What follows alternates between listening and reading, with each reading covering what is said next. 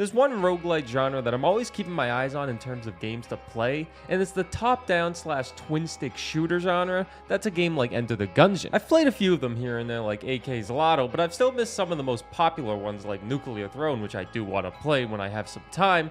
But I was told about a fast-paced pinball-style roguelite called Mecha Ball. It released January 25th, 2024, and you can play this on Steam or Xbox with Game Pass. It was developed by Whale Peak Games, who don't seem to have any other games made. So let's just dive into what Mecha Ball is. The insides of her runs are pretty simple compared to other roguelites, really. You have 4 worlds total, each world having 3 levels total that ends with a boss fight, and each level has 3 waves of enemies that you need to fight. During the 3 waves, enemies spawn all over the usually pretty small map, and it's your job to really just kill them all. And after all the waves are over, you go to the next level. And the levels never really changed from run to run. Each world has a few set levels that you'll get, so you kind of memorize where everyone will be eventually. And after each level, you get to choose between an ability or an upgrade. Upgrades are just your general buffs towards your character, your guns, your spin attack, those type of upgrades. But the abilities are basically just extra attacks that you have inside the run. You have unlimited uses for them, but they do have a cooldown. The core combat of the game is super fast paced, and you end up needing to manage your ammo and cooldowns well,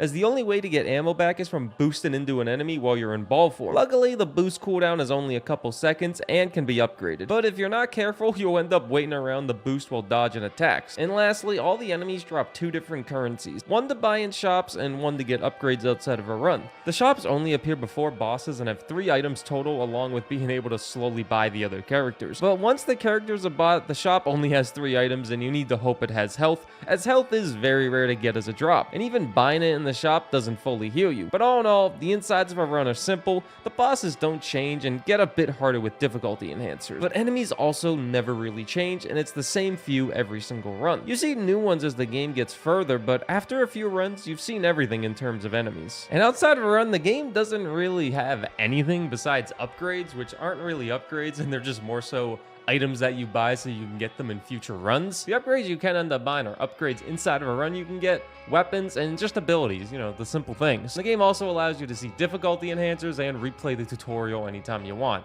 But that can lead to one of the more positive things with this game, in my opinion, and it's the variety in this game with characters and just everything. Sure, enemies and bosses lack variety, and runs may only take 40 minutes or so, but the game has a crazy amount of weapons, abilities, and upgrades for you to buy with your currency after each run.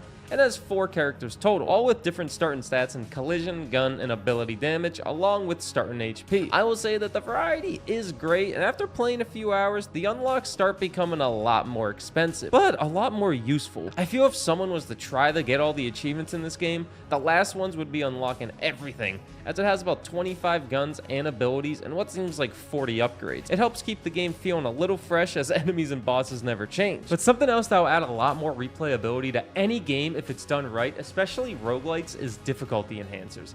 And this game does have difficulty enhancers, but I'll say they're pretty simple. After clearing your first run, you unlock difficulty 1, and if you clear a run on 1, you unlock 2, and so on. The game only goes up to 4, and I have gotten the 2 as of making this video, but they felt lacking to me. First and most importantly, you don't know what the enhancers add, so you just blindly go into a run and learn. My first attempt on difficulty 1, the only thing I noticed is that harder enemies spawned earlier, and bosses felt a lot more crazy in terms of spawning minions, and their attacks felt faster. After 1 run, I learned that and ended up winning my second run on difficulty 1, but also had an insanely busted turret ability that kind of carried me. My main point with these simple enhancers is that they don't add anything new that I've seen. Enemies are harder and you get more currency. That's it. The only reason to play with them on is to get the true ending of the game, which seems meh, since the story is introduced in a 2-picture intro, so you kind of forget it fast. So to me, the enhancers do their job, but didn't keep me super invested. Overall, Mecha Ball is right on the line of average, or even slightly above average in terms of roguelites, I'd say.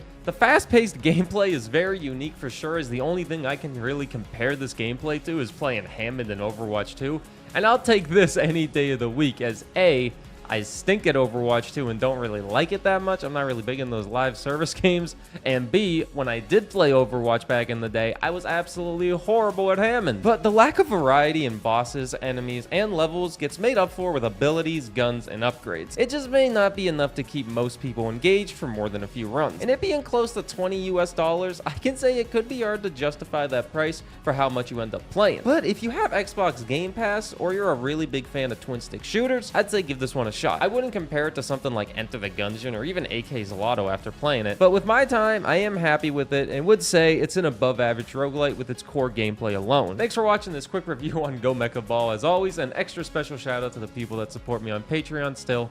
Your extra support really means the world and helps out a lot. And yeah, that's all. I'll see you next time.